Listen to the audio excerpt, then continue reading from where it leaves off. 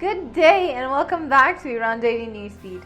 Teachers and retirees in Iran held nationwide protests in several cities for higher pay amid crippling inflation. On Thursday morning, October 14th, teachers, educators, and retirees in Tehran and 44 cities in 25 provinces have staged anti-regime rallies to demand the passage of legislation that would guarantee a higher pay amid skyrocketing inflation. The fed-up citizens went to the streets to protest against the difficult living conditions and the regime disregard for their legitimate demands. They also vowed to continue the protests until their demands are met, including the release of all imprisoned teachers. Daily waste generation decreased in Tehran due to reduced purchasing power and consumption of people. Officials say the daily waste generation in the Iranian capital astonishingly decreased by an average of about 5 tons of waste per day in Tehran, while the amount of garbage collecting last year was 300 tons per day, and in 2019, more than 400 tons. In Iran, food prices are rising sharply due to rampant inflation, and citizens' purchasing power is steadily declining. The fall of a large part of the middle-class citizen below the absolute poverty line is a consequence of officials' mismanagement and state-run corruption, which is now manifesting itself in the reduction of waste. An official of the Islamic Republic says Iran's share of the world economy has halved compared to 40 years ago, and that Iran is at the bottom of the Asian value chain. The cost of living has risen by at least 60% in 6 months. Meanwhile, the purchasing power of Iranian workers has decreased by more than 32% in the same period. Workers' wages cover only 37% of a working family's real living expenses. A high percentage of Iranian citizens are malnourished. Unemployment in Iran is now in double digits.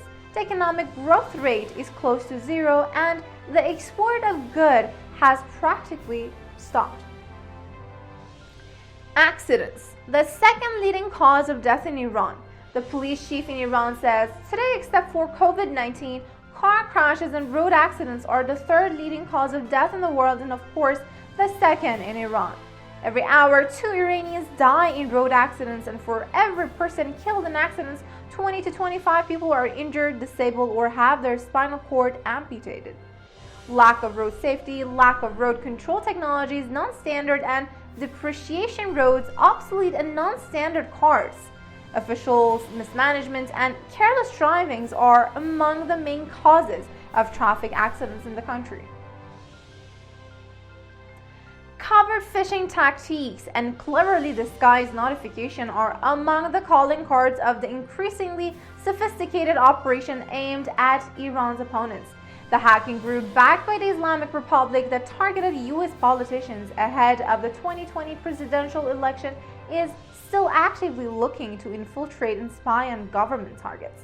The report from Google's threat analysis group found that not only APT-35 is still active in the wild, but the hacking crew has also developed some clever tricks to help it evade detection from security tools and dupe targets into handing over account credentials or installing spyware.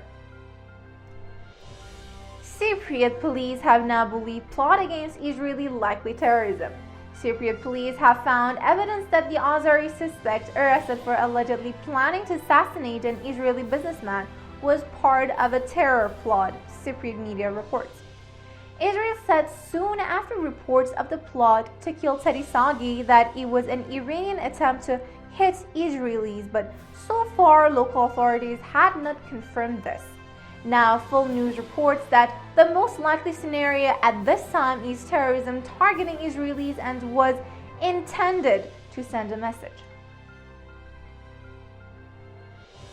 The chief of intelligence and Israel Defense Forces announced Tehran is working to expand and to create its nuclear program, enriching at a greater rate and greater amounts than ever before, but will constrain it. Major General Aharon Haliva, who entered his position earlier this week, tells the Islamic Republic is looking to challenge Israel's military superiority as Washington and Jerusalem consider how to confront its nuclear ambitions. Haliva has added, Tehran was using sabotage and terrorism in countries located mainly in the Middle East to challenge Israel's military superiority in the region. Tehran's ambassador to UN, Majid Takhtravanchi, has again accused Israel of provocative and adventurous threats against Iran's peaceful nuclear program. In a letter to the United Nations, Takhtravanchi wrote, "We warn the Zionist regime against any miscalculation or military adventure targeting Iran and its nuclear program." And that was all for today. I'm Kate, and thank you for the privilege of your time.